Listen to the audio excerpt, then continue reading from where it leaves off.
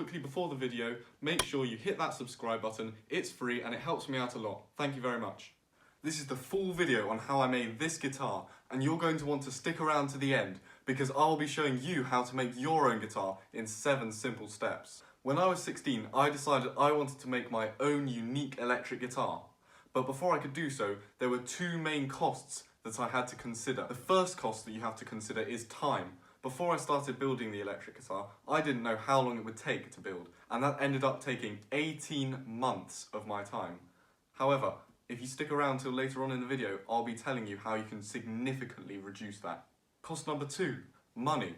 Obviously, building an electric guitar is not going to be cheap. You have to buy the wood, the guitar parts, the paint and the tools to build it, and this can easily become very expensive. But if you want something special, unique and custom, then keep watching this video and I'll be telling you exactly how you can go about building your own guitar. I started off by downloading some full-scale guitar plans from this website here. The link will be in the description. And I printed them out. These will become vital to be used as templates and references to take measurements from. Now that we've got that planned out, let's get to the build. The first thing you want to do with your build is to get your wood perfectly planed, exactly flat. Then attach your template and cut around the template until you get to the exact shape of the template. You can do this by doing a rough cut first, which ends up the wood being close to the template, but not too close. Then sand down to get it to the exact measurements of your templates. Do this for the body, the neck, and the fretboard.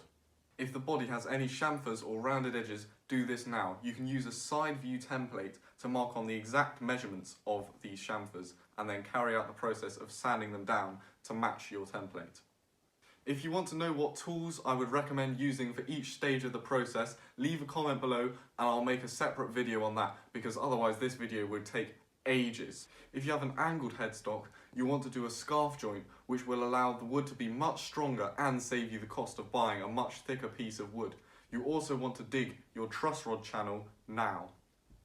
Next up, you want to cut your fret slots using a template or guide to show you where to do this. And your template that you printed earlier can come in handy here. You can also drill holes in your fretboard to allow to put in the fret dots and then radius the fretboard as desired. Then you want to stick the fretboard onto the neck. Using your shaped neck and your template, cut out a neck pocket into your body.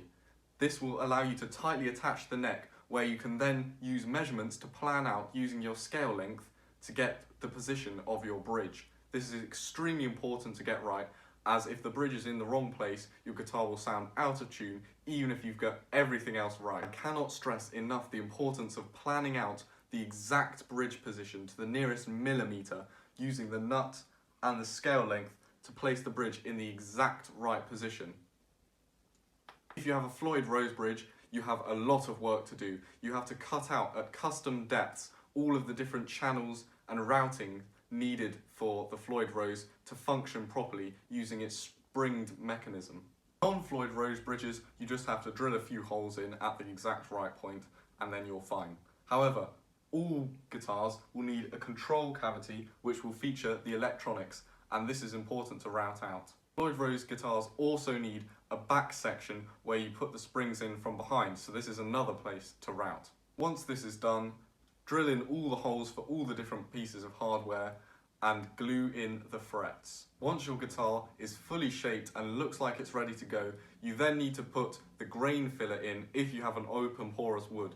But any type of wood, you also need to put the sanding sealer.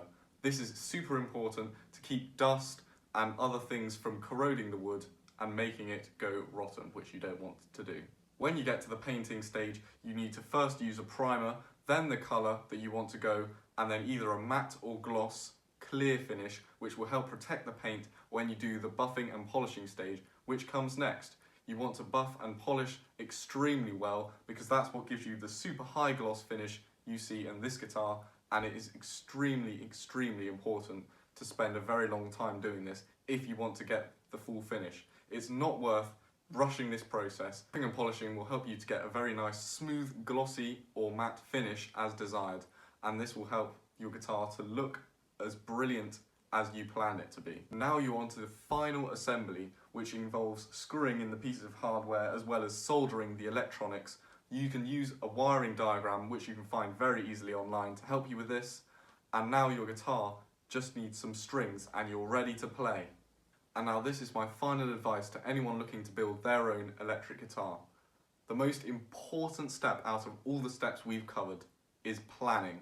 The better you plan, the better organised you are, the less time it will take to build your guitar and the better result you'll get at the end. I didn't do too much planning and I ended up taking 18 months. However, this can be hugely reduced if you spend longer planning. You can get that guitar going much quicker. And then another question, is it worth it? 1,000,000% yes. It is worth it. You get this one of one custom guitar. No one else in the world will have this guitar. It's just for you and you get to enjoy it for your entire life. Thanks for watching. Goodbye.